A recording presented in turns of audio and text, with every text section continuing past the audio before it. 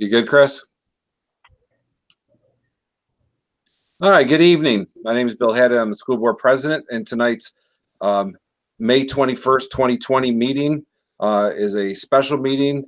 Let me introduce our board members that are on right now. Mr. Lauren Crosby, our vice president, Mr. Tim Bazan, Mr. Wes Hood, Mrs. Debbie New, Mrs. Kathleen Niles, our superintendent of the schools, Sean Becerra, our assistant superintendent, Mr. Chris Clancy, and our school business leader, Mr. Nick Panuccio. If you could please stand for the pledge.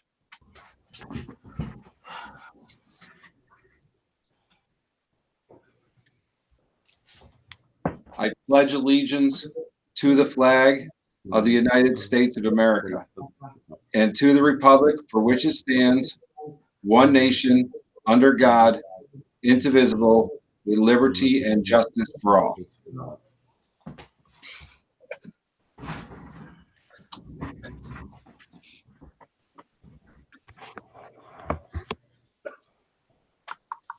All right, good evening. Hopefully everybody enjoyed the wonderful warm day out there today. Routine matters.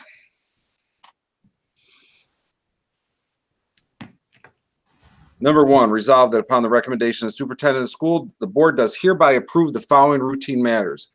The Board of Education minutes from May 12th and May 19th, 2020. May I have a motion, please? So moved. I got a second in there. All those in favor? Aye. Question? Aye. Opposed? Carried. You okay, Nick? Looking at Nick. You okay getting that? Yeah, I'm writing down. Yep. Thank you. Public comment period. I'm going to say I don't have anything relative to the board agenda. I think there are some emails that have come in reference graduation, but I don't think that's the proper place for this right now. And we'll keep addressing those. But anybody who's watching this, understand that we are looking at those emails that are coming in. Tonight's first part of this is a presentation. Nick Panuccio is going to update us on the 2020-21 budget. And I'm going to turn it over to you now, Nick. Okay, yeah, we're going to do a presentation. Sean and I will. I'm going to share a PowerPoint slide, and we're going to go over the presentation for the budget. Just let me share my screen, and we'll get started.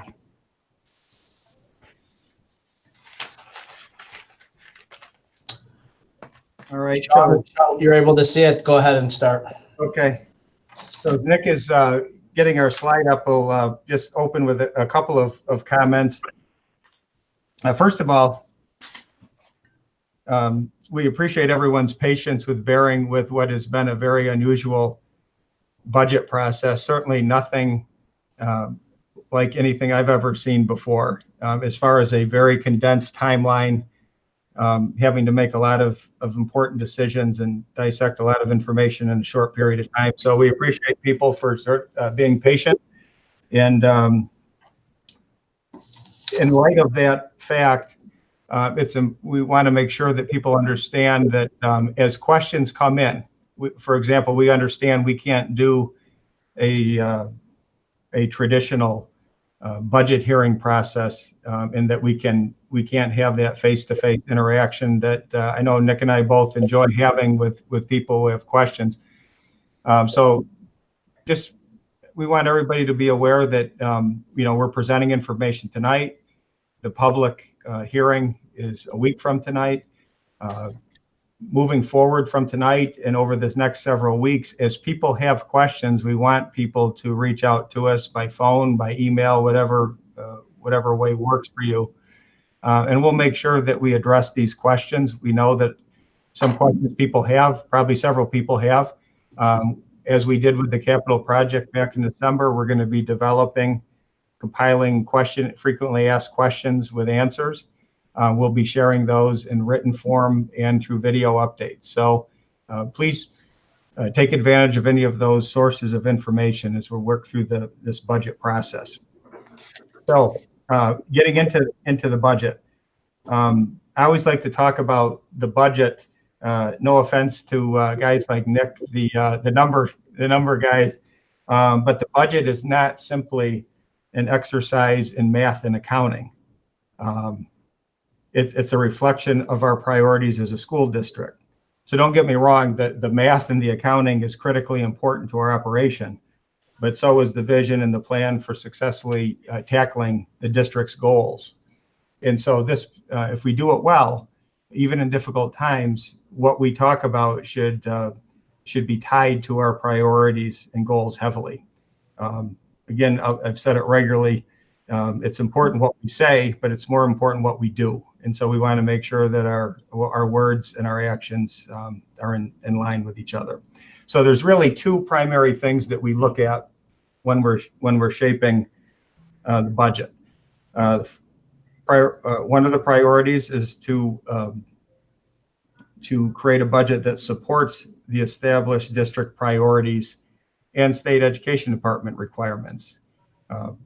We need to make sure that we do what we're required to do. We need to do that well. We also want to do things that just simply make sense as public school educators. We want to give our kids a great opportunity to learn and grow. So that's one of our priorities. And the second priority is that we need to be responsible stewards of taxpayers' dollars.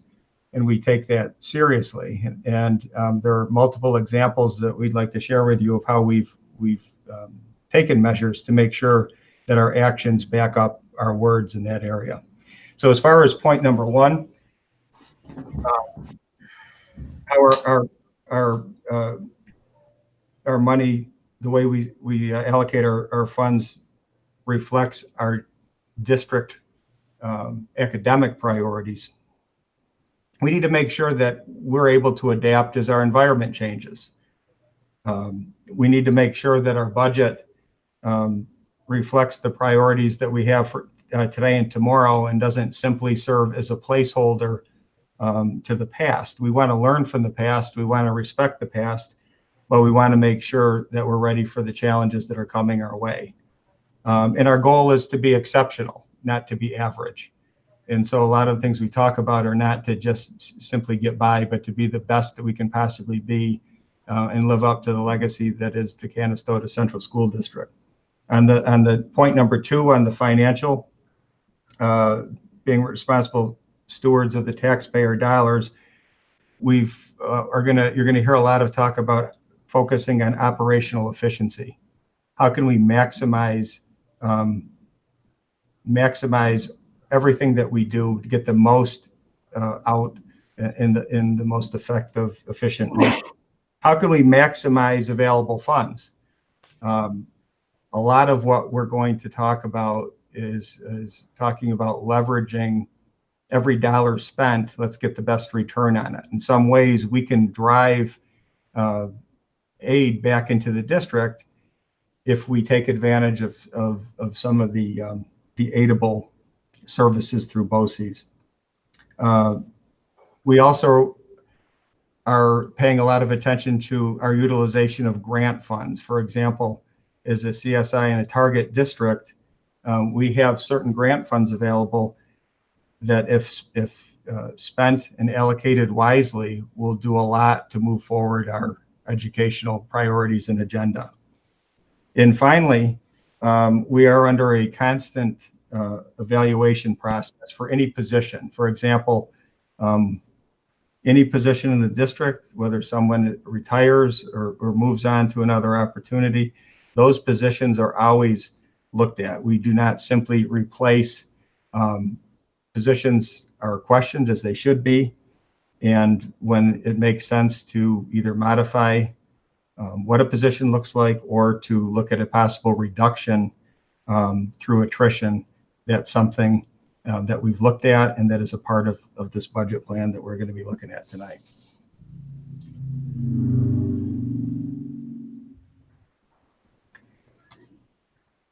So as far as major district initiatives, so how are we needing to focus our time and our budget? Well, we need to continue to work on the established goals of the district. And I think you'll find that, and my goal tonight is not to talk extensively about each of these items, But to summarize the list of items that you see on that list, I think you'll find that these are all very foundational pieces of a sound instructional program. When we talk about curriculum alignment, about addressing our status as a target district, about using sound district data and goal process, particularly when you get into the areas of special education operation, student academic intervention, and mental health services. Those are things that are central to our success as a school district.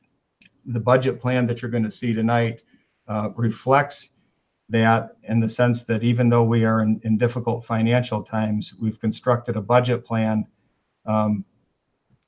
that backs up our words. I'll give you an example of that in the area of student services and mental health.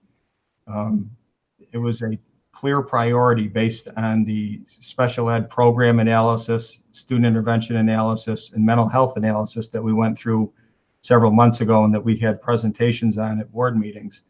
It became clear that we had a concern about our level of school psychologist services available in the district. And so part of this plan is to reinstate that third school psychologist position in the district, which we believe, again, is a reflection of that priority to address those needs. And again, we'll talk more about some of these items later, but I just want to point that out, that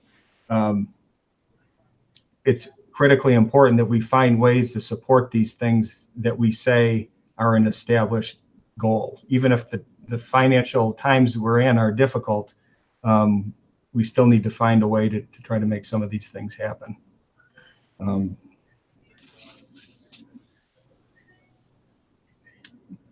I think we can move on to the next slide. Nick. Okay, I'll take over from here, Sean. Thank you for the introduction. I want to talk about some factors that are going to be impacting the 2020-21 budget development. On April 1st, we were told that the foundation aid would be flat, so it would be the same number as last year. In the beginning, we were thinking they were going to have $170,000 more than this when their first initial runs came out in January. But with everything happened, they froze our foundation aid, so we have to work with the same number as last year. As you can see, that number is $10,672,378. So some things changed with the budget timelines. They've been altered and condensed due to the pandemic. Now we have 4 weeks to do what normally we would have 4 months to do. There's a lot of things that have changed now with the new budget date of budget vote date being on June 9th. We've only had about 4 weeks to get everything together. Look back periods, budget uncertainty. What does that mean? The first look back period was on May 30th. I'm sorry, it was on April 30th, according to Cornwall. And they were deciding whether or not to take additional aid from us. They said that they could take up to 20%. He recently said that there's a federal stimulus package that was introduced by the House. So the state felt confident at this time that that would be passed, and that funding would be, schools would be a part of that funding. So we would be able to make up the $61 billion gap that they have. If the state does not take in the revenue that they can get up to, they could take 20% more in foundation aid, which I talked about. That's another $2.1 million that they can take up. Status of educational system in 2021, there could be a lot of underfunded mandates. So we have to pay attention to how things are going to look when we reopen back up. The budget components. There's 3 components that I'm going to break down. There's 3 parts. The first one is program, which is our largest part of the budget component. Program includes teachers, teachers' assistants, special education, athletics, library, nursing, guidance, BOCE, transportation, and some miscellaneous items. Second portion is capital. That's how we take care of our buildings. The maintenance, the custodial, debt service, which comes from prior capital projects, and our capital outlay, which is a $100,000 project they were able to do each year. Finally, the last piece is administrative. That includes Board of Education administrators, auditing, legal, BOCES administration, professional development, personnel, business office, data, taxing, and some other miscellaneous items as well. So this is the summary. In the next few slides, I'm going to break down the lines so you can see them.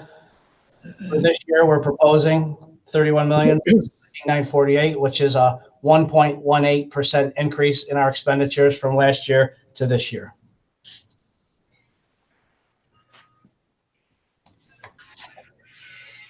Now I'll talk about the largest piece, which is our program budget component.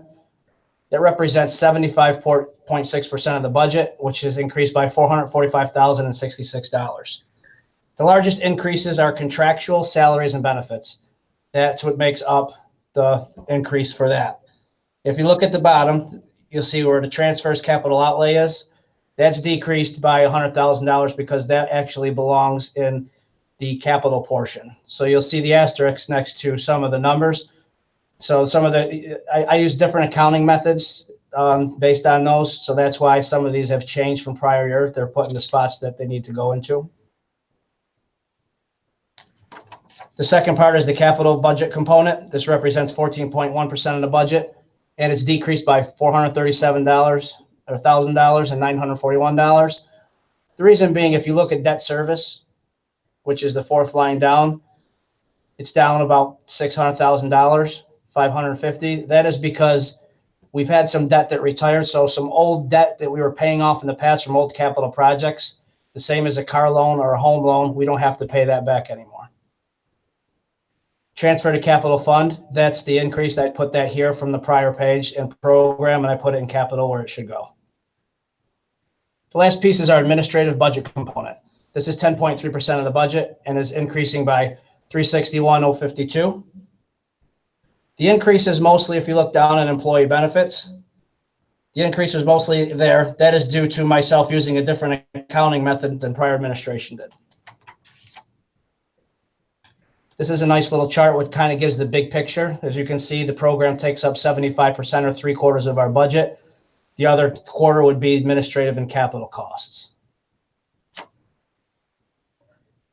This is the revenue portion. If you look at the top right, you'll see proposed. It says proposed because the tax levy has not been adopted yet. If you look at the bottom, the proposed tax levy, you could see that amount went up $327,430. That would be the increase in the levy if it is adopted tonight. And another thing I'd like you to pay attention to is the appropriated fund balance. Last year, we appropriated $1.4 million. This year, I was able to appropriate only $1.1 million and put $300 back into the fund balance. So this is a picture kind of like at the expenditures a couple of slides ago. If you look at it, the state aid is 51% of our revenues. Property taxes are 40%, and other revenues make up 90%. Those other revenues are our fund balance, general reserves, and miscellaneous income.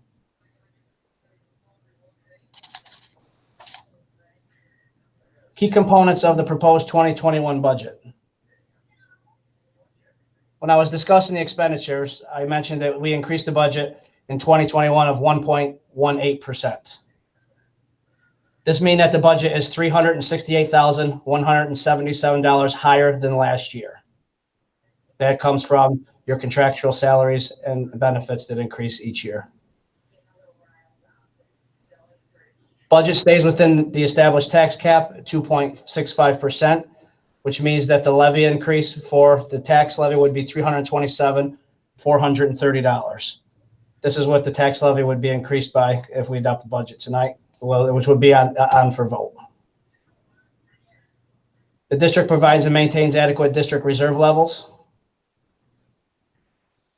And I'll let Sean talk about the next two slides.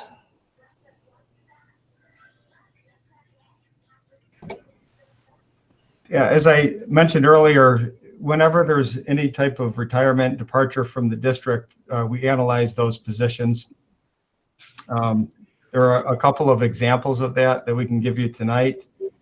For example, through attrition, we have a full social studies position that will be partially reduced. Those decisions were not made in isolation. We're confident that we're able to deliver the instructional programming that we need to with that level of staffing in that area. Another example is we will be we're proposing not replacing a buildings and grounds position. Again, that is a reduction through attrition.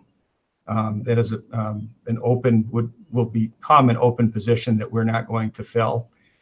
We had a similar reduction in district office operation in the area of support staff. We had a departure. We're not replacing that.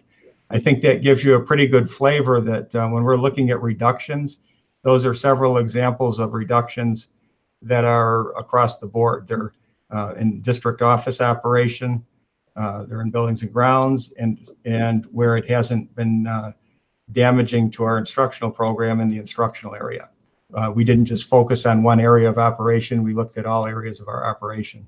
Finally, at the last board meeting, we had talked about a realignment of our central office administration. Again, we believe that this realignment puts us in a better position from a functional standpoint to do what we need to do administratively and to provide leadership to the district. We also feel, we also know that it also represents a reduction in administrative costs under this scenario. So those are 4 areas that we can point to specifically where there have been reductions, but hasn't represented a person out of a position.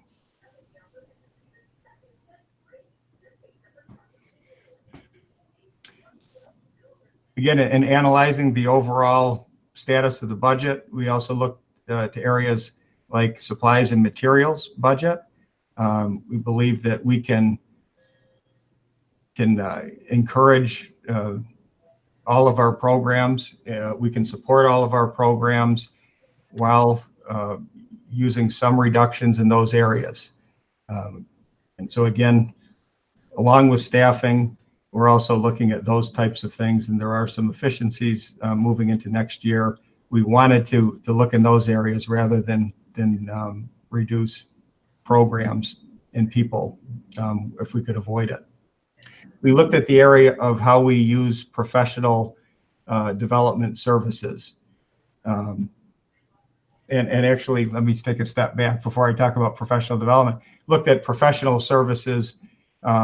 For example, Mr. Panuccio had gone through a request for proposals for our insurance carrier costs. And we found that just by opening that door, which is always, I think, a good idea to see, can we get comparable services for a better cost? And there was some pretty substantial savings. And Nick, do you want to comment on that a little more specifically? Yeah, we'll always do RFPs when given the opportunity to make sure we get the best out of our professional services. I was able to do an RFP for this, and we saved an approximate $20,000 by doing this. And we were able to gain a large amount more of cybersecurity for that type of insurance, which is big for our district as well. So again, that's an example of no diminishment of services. And actually, you could say probably an enhancement of our overall coverage and services for a reduced cost. Started mentioning external professional development. We're certainly acknowledging that professional development of our staff is critically important to our operation. But we also, in looking at how much we'd spend bringing outside sources in, and by as opposed to building more internal capacity to deliver quality professional development. And a plan is in place, and we'll be talking about in pretty specific terms in the next couple of weeks, but a plan is in place to shift where our dollars are going. A plan that will shift those dollars away from external and in often cases fairly high cost professional development services to a more sustainable, long-term, more day-to-day contact type of professional development that we can house right in our district. So again, we think that that's where we need to go to get move forward on the professional development end, and we think that it's a responsible use of our funds as well. Along those lines, I mentioned earlier that how we use our grant funding is going to be important. And we're using some of these grant funds, for example, that we access through our target school designation. We're able to use some of those funds to support this necessary services that we have in the district. One of those examples or one of those services that could benefit from the grant funding would be, for example, a psychologist position that we currently lack. And finally, I just want to comment again on the importance of shared services through BOCES where appropriate. There are a number of cases that we can point to and will continue to point to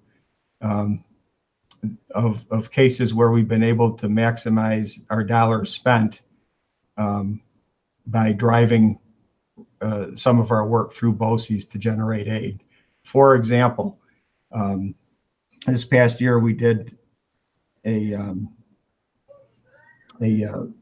special education analysis. We did not pay dollar for dollar for the cost of that analysis. We leveraged a contract through BOCES in a shared services function that greatly diminished our cost. That's something that we will continue to do in other areas of professional development, like our analysis of RTI and AIS services. That makes a big difference. And every dollar that we can save by going through that additional step is well worth it.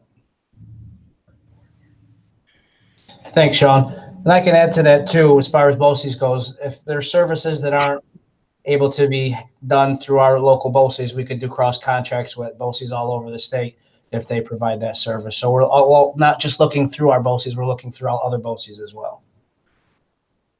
The last key component I kind of want to point out, I talked about it a couple slides ago, it was our efficiency of appropriated fund balance. The district will appropriate $300,000 less than appropriated in the prior year. Next slide is one of my favorites. As you can see, this is the tax cap formula. It's very convoluted and has a lot of pieces and parts to it. I won't spend too much time here, but this is the kind of things that we have to deal with when we're coming up with a lot of these numbers from the formulas handed down by the state.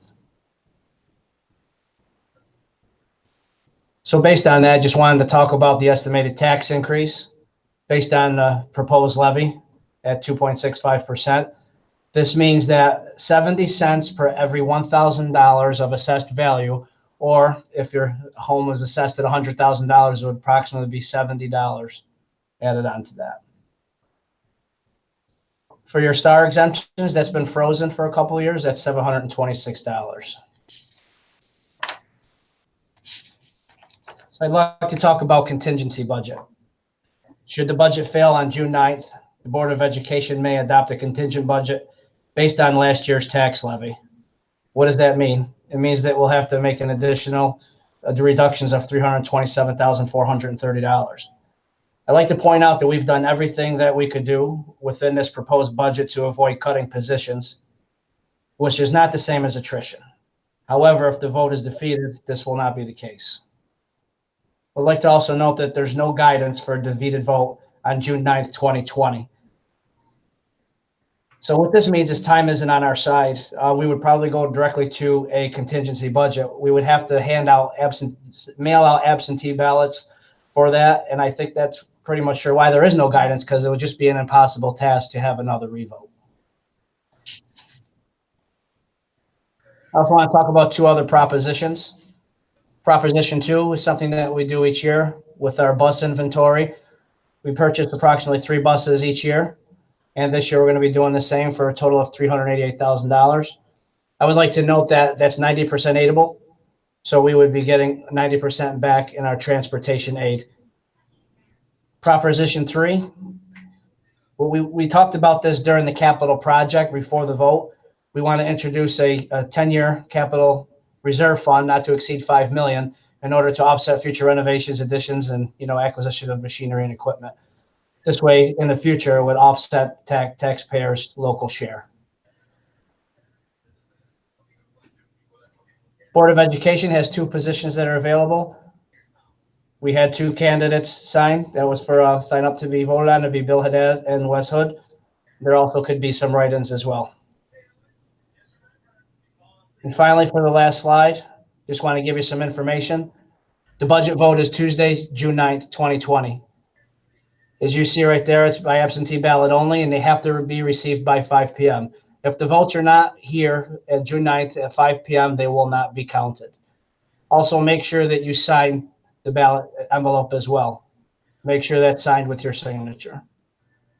So the dates would be tonight, which see if the board will adopt the budget. The budget hearing will be next week, Thursday night, May 28th. Note the time, it's 6 o'clock and not 6:30. We will be doing that then. And to the right of that is the propositions that are going to be on the ballot. Thank you very much. We appreciate you tuning into this. Sean, I can hand it over to you. The only one thing I will end on is if anyone has any questions, you can call me, make an appointment to see me, and we can go over this at any time. Thank you. To echo what Nick said, please send us or call us with your questions, or send us your questions. In whatever form they come in, we will add them to our question and answer updates, and we'll be getting those out over the next several weeks. The only other thing I'd add is, because this is such an atypical budget process, we know that there may be some other adjustments that are coming. There may be adjustments at the state level, that the governor takes some, during these look back periods. There may be some reduction in aid. And the governor, again, earlier today, referred to a potential 20% reduction in foundation aid levels. And remember, those foundation aid levels were actually what our levels were at a year ago. So we already had been reduced and now potentially reduced again. And he's still saying that that gap would be filled through the next federal stimulus plan. If there is no gap filler in the federal stimulus plan, then there would be that reduction. So we may be talking to you again, and we may need to make adjustments, as all districts in the state would have to potentially make adjustments depending on how the next few weeks play out. It would, in a perfect world, a lot of things would be different probably from what we're experiencing now. But in a perfect world, we certainly would at least like to know if the news is good, bad, or somewhere in between. And unfortunately, we just haven't been given that from the government at this point. We lack that information. So more to come as it develops. All right, who's ringing? Questions?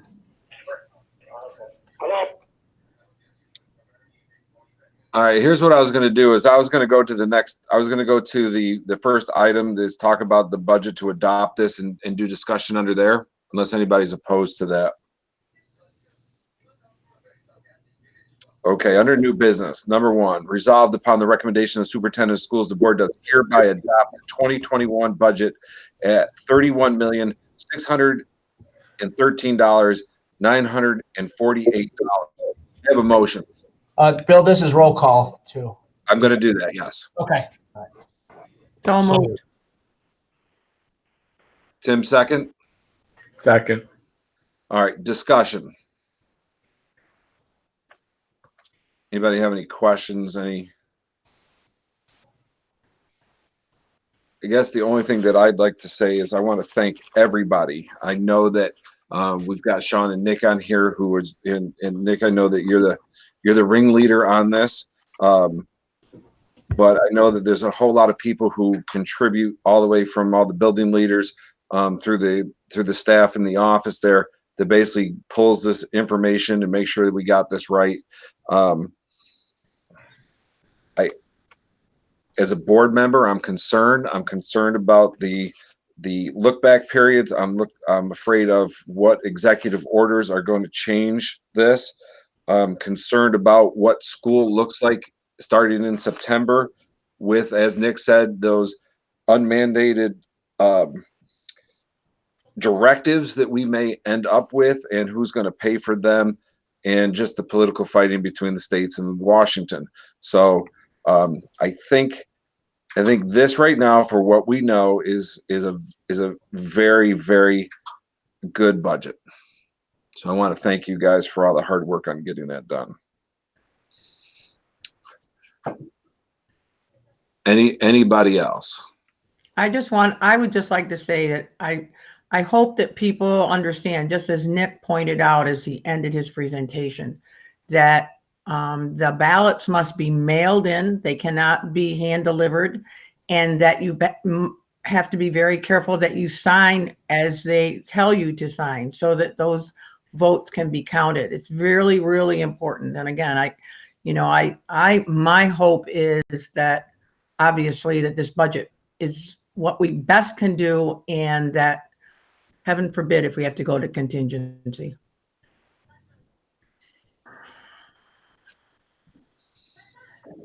Anybody else?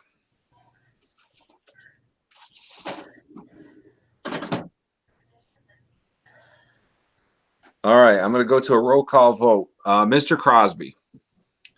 Aye. Mr. Bazan. Yes. Mr. Hood.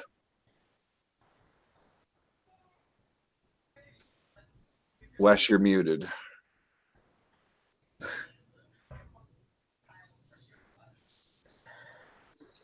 going to come back. Mrs. New. Yes. Mrs. Niles. Yes. Mr. Hood. I can hear you now. Yes. Okay. We can hear you too. I am also a yes. Passes 6-0. Now, is Tracy on the phone? No. Okay. I have texted Tracy. I haven't heard anything back from Well, her. it looks like there's a phone call here. That's what I asked. Kathleen, there's something with her computer. So we're looking at her there, but she's dialed in. Okay. So 6-0, Nick.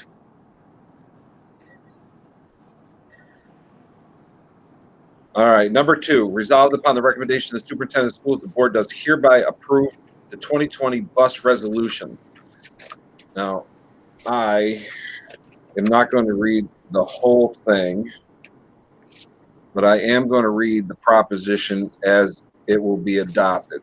Resolved that the Board of Education of the Canastota Central School District is hereby authorized to purchase and finance 3 student transport vehicles and to expend a total sum to not exceed $388,000, and said amount shall be raised by the levy of a tax upon the taxable property of said school district and collected in annual installments as provided in section 416 of the educational law, and in anticipation of such tax obligations of said school district in the principal amount not to exceed $388,000 shall be issued.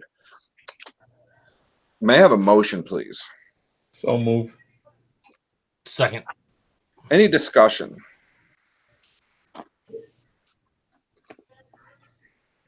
All right, this is also a roll call vote. Mr. Crosby.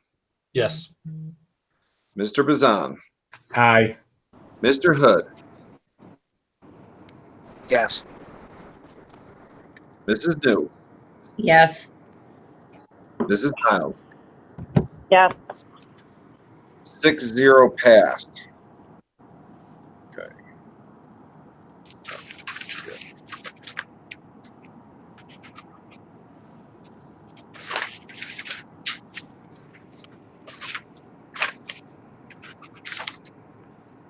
All right. Number 3, resolved upon the recommendation of the superintendent of schools, the board does hereby approve the 2020 reserve fund resolution. That resolution reads,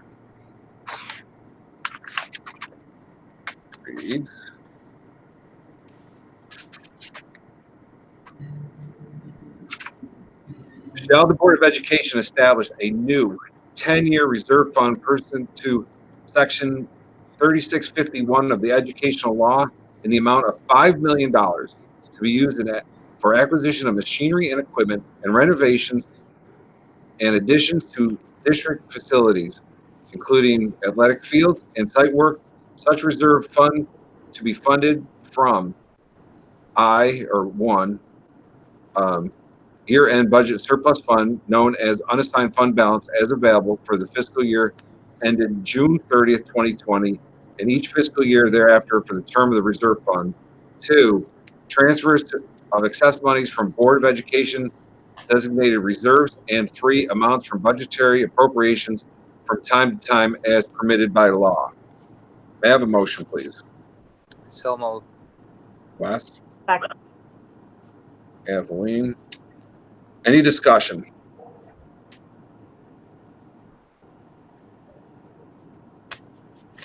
All right, again, a roll call vote. Mr. Crosby, Yes. Mr. Bazan, Yes. Mr. Hood, Yes. Mrs. New, Yes. Mrs. Niles, Yes. and I am a yes, 6-0.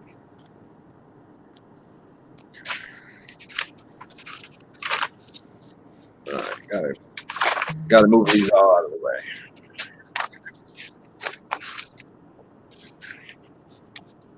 Number 4, resolved upon the recommendation of the superintendent of school, the board does hereby delete the following policies.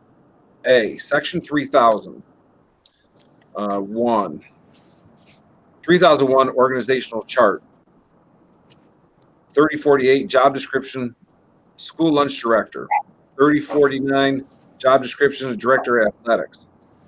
3101 job description superintendent of schools. 3102 job description deputy superintendent. 3103 job description secondary school principal. 3104 job description elementary school principal. 3106 job description secondary assistant principal. 3107 job description facility leader. 3112 job description school district business leader. 3114 job description director of special education RTI and technology. 3115 job description learning coach grant funded teacher on special assignment. 3116 job description transportation supervisor. May I have a motion? So moved. Lauren. I have a second. Second. Second. Any discussion, Lauren? Yeah, just a quick synopsis. All this is upon our policy reviews, we're just going through and, as I said, trying to tighten up things a little bit and clean up necessary things. These are all the job descriptions for, as you see, as Bill read them out to each of us. After talking with legal representation, this is kind of odd and ordinary that job descriptions are typically not included as part of policy for most districts. I think we were kind of one of the outliers. This has been on the books for the last 30 or 40 years, apparently. So just going through, it just makes it a little bit easier. Obviously, all these positions still have, job descriptions. It's just we're removing them from policy. So if there are needed changes and things, it's not a board motion to go through and act upon. These positions still all have roles to follow and regulations to fall under. It's just we're simply just taking them out of policy to make that easier to manage. Okay, any questions for Lauren or anybody else on this? All those in favor? Aye. Aye. Opposed? Carried. B, resolved upon the recommendation of superintendent of schools, the board does hereby approve the following policies. 1, 6300 replaces policy 6021, leaves of absence for serious health conditions or family care. 2, 6301 revised renumber policy 6019, leave for cancer screening. 3, 6302 revise renumber policy 6011, jury duty. 4, 6303 revise renumber to 6011-1, subpoenas issued to school district or staff members. Number 5, 6304 revise renumber policy 6017, employee absences. 6, 6401 replaces policy 6015, drug and alcohol testing transportation. Number 7, delete policy 6060, record confidentiality agreement. May I have a motion? So moved. Lauren. Second. Debbie. Any discussion? Stayed the same, just basically renumbered and deleted one, right, Lauren? Yeah, nothing. Yeah, a lot of this was just renumbering, a few minor wordsmithing things based on legal medical language for some of those, but nothing has really changed. The policies are pretty much intact, just some general wordsmithing to keep updated with the times. Okay, awesome. Any other discussion? Questions? All those in favor? Aye. Aye. Opposed? Carried. Number 5, resolve that upon the recommendation of the superintendent of school, the board does hereby approve the health services with Jamesville DeWitt Central School District for the 2019-2020 school year. And I'm going to add to for 10 students in the amount of $3,290. May I have a motion? So moved.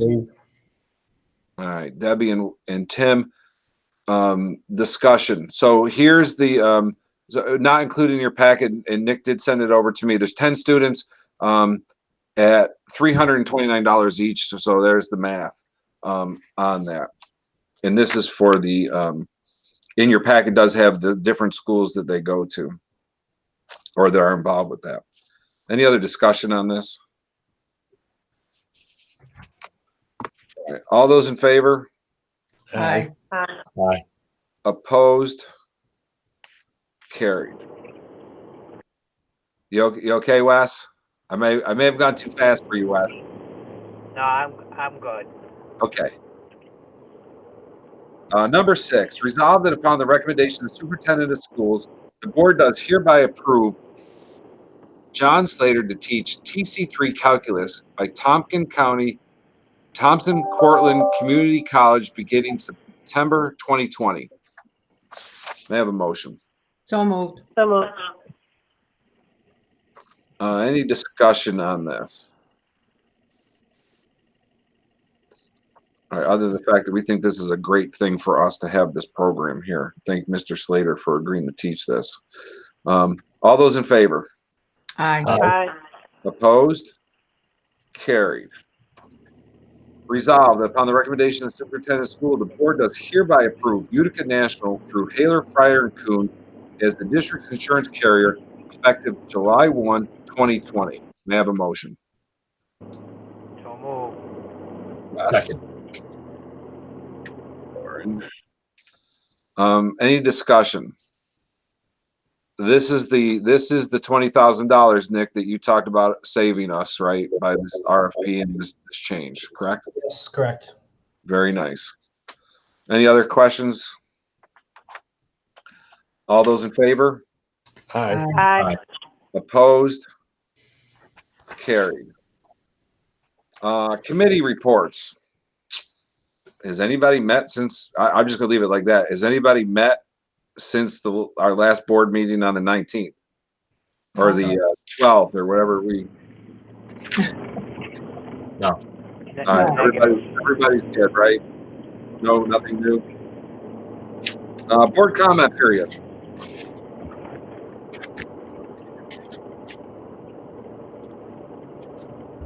I would like to just thank Sean and Nick on the work that they've done on this budget. I know it has been a great undertaking with a lot of information that you are not being given by our government, which is obviously putting added stress on current situations that we already have.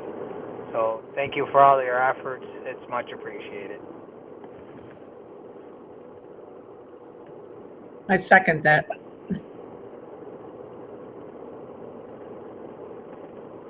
All right, anybody else under this? Okay, thank you. Mr. Becerra, superintendent's report, please. All right. Sort of, I guess, to Wes's comment, Nick and I know are appreciative of the support of the board as well during the process, because we've all had to do a lot of things on an unusual timeline. So thank you for that.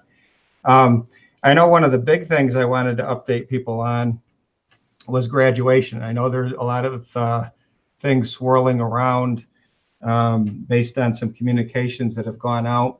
And so I just want to be completely clear with everyone that, consistent with what I've said from the beginning, and I think I've on record numerous times saying it in video and in writing, our first option is and remains an in-person graduation ceremony. I think we all want that. There's no question, if we can do that in a safe and legal way, that's what the district plans to do. We want to make sure we clarify that. We'll make sure that there's clarification in writing, because there was some questions surfacing about that. There was a communication that Mr. Altabello disseminated that was a general description of what a remote or virtual ceremony could possibly entail. That is not a final decision. Never was intended to be a final decision. We obviously would like to get much closer to the graduation date. In the earlier communications I put out, I noted that on a rolling basis, as we got closer to events, we'd make decisions based on the rules, guidelines, direct from the health department. Those sorts of things would shape that decision. However, if we were going to go to a remote ceremony and we wanted to engage people in some way, we knew we needed to start creating the plan. And so that is an attempt to put together what the virtual plan could potentially look like.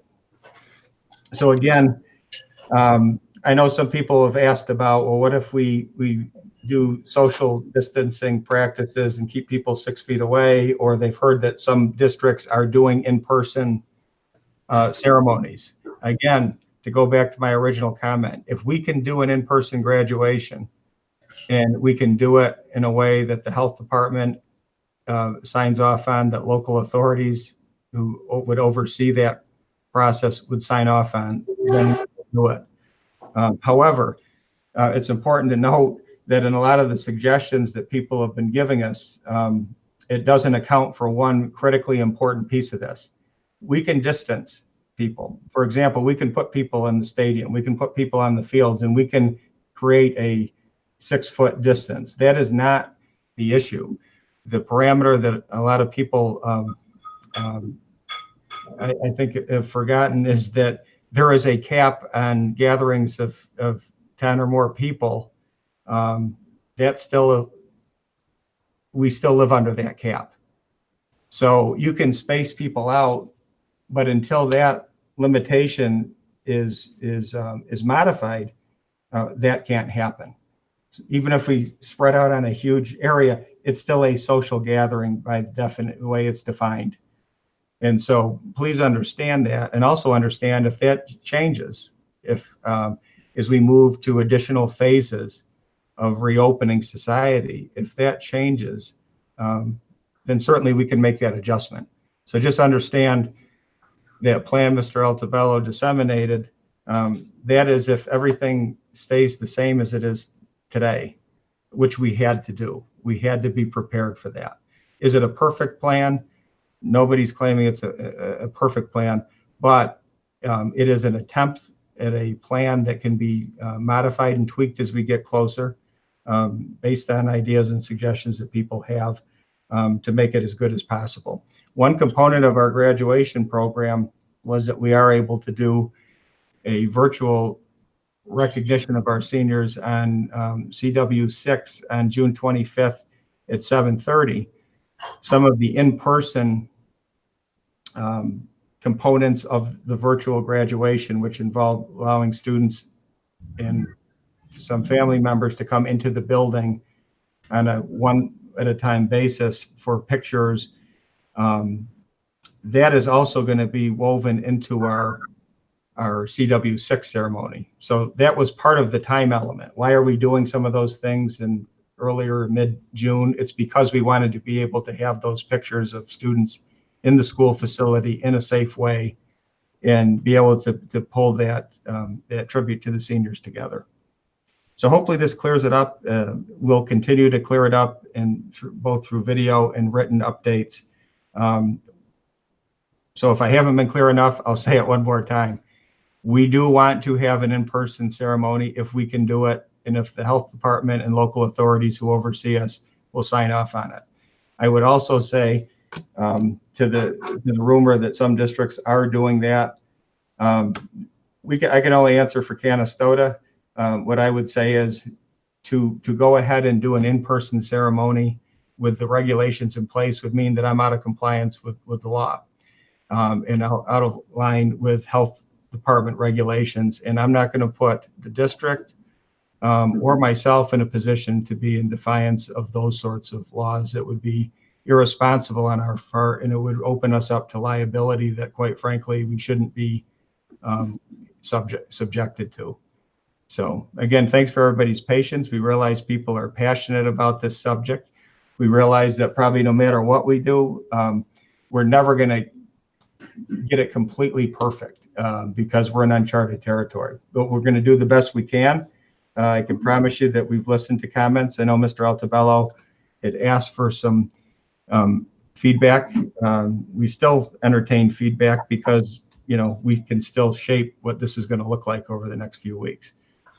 But we do want it to be special for our graduates. We realize that they've had a tough year, and certainly not the way they would have liked to end their time in Canastota.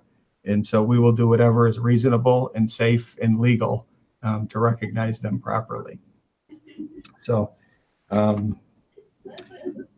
another thing I wanted to comment on was the reopening of schools. The governor earlier today spoke in his daily update about next steps. So what do we know today that we didn't know yesterday? We know now that any summer school in the state would now have to be remote. There will be no in-person summer school programs, and that was announced earlier today. As far as guidance on reopening, as you've heard probably in a lot in the media lately, you know, there's people are saying, well, schools need to come up with a plan for reopening. That's true, but we also need to understand the rules of the game. And the governor said that the rules of the reopening game, the guidelines, will come out next month. So it sounds like we're still at least a couple of weeks away. So we can speculate and we can certainly anticipate some things. We are going to be having conversations, setting up meetings to solicit feedback from our staff members, from community members as part of this process. But until the governor issues this guidance, it's hard to really construct really, really solid plans until we have that. So the timeline is June for us receiving guidance about reopening. We are then required to, it sounds like anyways, based on his verbal comments, I haven't seen what's to follow in writing because sometimes there are differences that are significant, that we would be required to submit plans sometime in July for review to see if that's suitable. He made no specific comment on whether we were or weren't going to be opening generally in the fall. He said that was too soon to tell. So again, to reiterate, guidance, no summer school in person, only remote, and details will be coming out with what exactly that means for our students soon, now that we have that guidance. Districts will be given guidance about what reopening plans would need to include. We'll be given that sometime in June. And then the district, on a pretty short timeline, by the time the guidance is given, will need to construct a plan that is approved by the state sometime in July, which means that if we were opening in September, it means we have a few weeks that we would actually be able to deploy an approved from the state. That's a pretty ambitious timeline, so it looks like it's going to be a pretty busy summer. So look, a lot to come. I'll continue to update you if we get more information about that. Quiet. Was that to me? Was that to me? Was Mr. Bazan telling me to be quiet or his dog? Okay. I'll be quiet now too.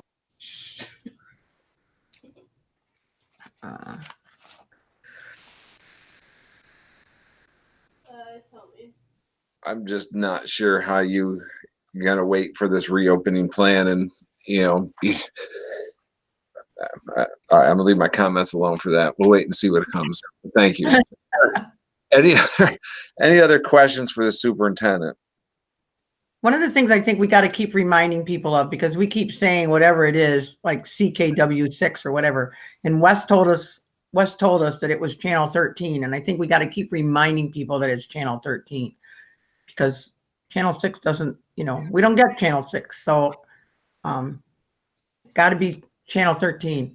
Yeah, we'll advertise it. We'll get it up on Facebook and all those things. All right, anything else for the superintendent? All right. Personnel recommendations. All appointments are pending clearance on fingerprinting. There are no resignations or retirements. Permanent positions. I'll take that back. So permanent positions resolved upon the recommendation of superintendent of schools, the board does hereby accept Angela Mitchell's letter of retirement as a building maintenance worker effective at the end of the day on June 30th, 2020. May I have a motion? No move with regret. Second. All those in favor? Aye. Aye. Opposed? Carried.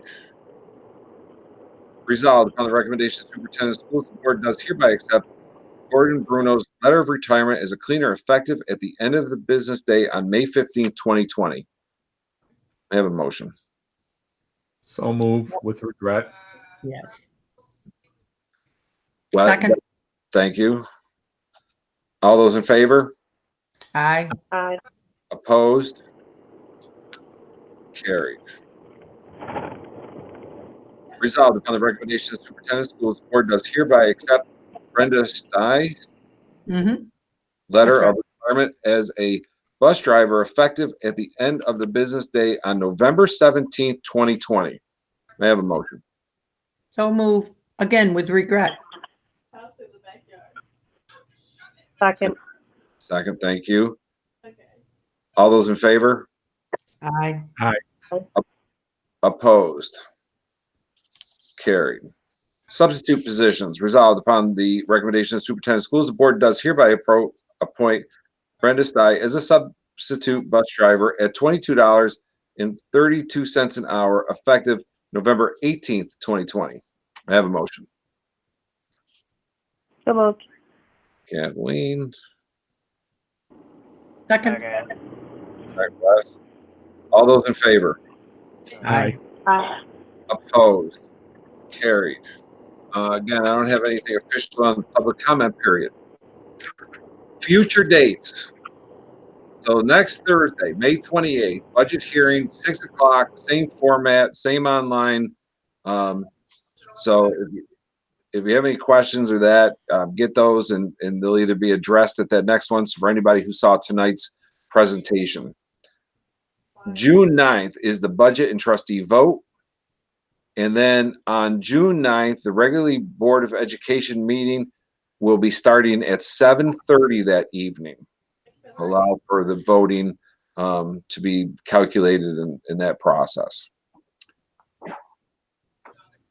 There is no executive session tonight as proposed. Does anybody have anything else that I open up the floor to?